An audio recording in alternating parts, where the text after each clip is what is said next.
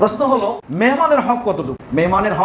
মেহমানের হক প্রসঙ্গে নবী করিম সাল্লাল্লাহু আলাইহি ওয়াসাল্লাম বলেন, সাইয়্যিদুনা আবু হুরায়রা রাদিয়াল্লাহু তাআলা আনহু থেকে বুখারী শরীফের 6018, মুসলিম শরীফের 47 নম্বর বর্ণনা, নবীজি বলেন, ক্বালা রাসূলুল্লাহি সাল্লাল্লাহু আলাইহি ওয়াসাল্লাম, মান কানা ইউমিনু বিল্লাহি ওয়াল ইয়াউমিল আখির ফালিয়াকুল খায়রান আও লিয়াসমুত, ওয়া মান কানা ইউমিনু বিল্লাহি ওয়াল ইয়াউমিল আখির ফালিইউকরিম জারাহু, ওয়া মান কানা ইউমিনু বিল্লাহি ওয়াল ইয়াউমিল আখির ফালিইউকরিম দাইফাহু, আও কামা ক্বালা আন-নাবিয়্যু আলাইহিস সালাতু ওয়াস সালাম।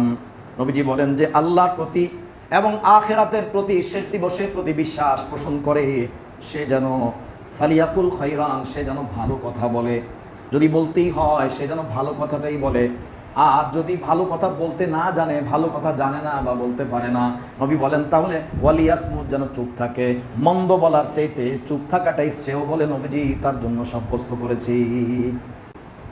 ওয়ামান কানা ইউমিনু বিল্লাহি ওয়াল ইয়াউমিল আখির ফালিইউকরিম জারাহ, যে আল্লাহ এবং আখিরাতে পরকালে বিশ্বাসী, নবী বলেন সে যেন তার প্রতিবেশীর সম্মান করে।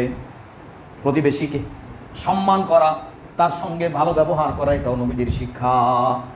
3 নম্বরে নবীজি বলেন, ওয়ামান কানা ইউমিনু বিল্লাহি ওয়াল ইয়াউমিল আখির ফালিইউকরিম যায়ফাহু, যে আল্লাহর প্রতি আখিরাতের প্রতি বিশ্বাস রাখে, শেষ দিবসে বিশ্বাস রাখে, সে যেন মেহমানের ইকরাম করে, মেহমানের সম্মান করে। এখন মেহমানের ইকরাম কিভাবে করবে? নবীজি সাল্লাল্লাহু আলাইহি ওয়াসাল্লাম বুখারী শরীফের অপর বর্ণনায় বলেন, মান কানা ইউমিনু বিল্লাহি ওয়াল ইয়াউমিল আখির ফালিইউকরিম দাইফাহু জাইজাতাহু, যে আল্লাহ এবং পরকালে বিশ্বাসী সে যেন মেহমানের প্রাপ্য অনুযায়ী তাকে সম্মান করে। প্রশ্ন হলো মেহমানের আবার প্রাপ্য কি? একটা প্রশ্ন আছে কি না? মেহমানের প্রাপ্য এটা তাকে দিতে হবে। যদি সে মুমিন হয়, পরকালে বিশ্বাসী হয়, সে যেন এই কাজটা করে। সাহাবী জিজ্ঞাসা করলেন, প্রাপ্যটা বুঝেন নাই, আমরাও তো বুঝি নাই, তো প্রশ্ন করলেন, ইয়া রাসূলুল্লাহ ওয়া মা জাইজাতুহু, ইয়া রাসূলুল্লাহ মেহমানের প্রাপ্যটা কি, এটা তো বুঝলাম না।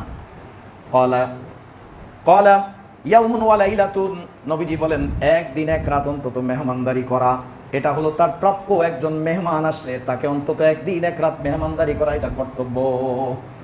স্বাভাবিকের চাইতে নিজের যা আছে তার মধ্যে স্বাভাবিকের চাইতে একটু ভালো করার চেষ্টা করতে হবে, এবং সেটা একদিন এক রাতের মেহমানদারি করা, এই একদিন এক রাতের মেহমানদারি তার প্রাপ্য এই পরিমাণ করা। আর ওয়াজিয়াফাতু সালাসাতু আইয়াম, আর 3 দিন হচ্ছে স্বাভাবিক মেহমানদারি, মেহমান হিসেবে স্বাভাবিকভাবে 3 দিন, এটাও তার একটা হক, তবে এটা সাধারণ হক। আর মৌলিকভাবে হলো কি, একদিন এক রাত 3 দিন পরিমাণ করা ভালো।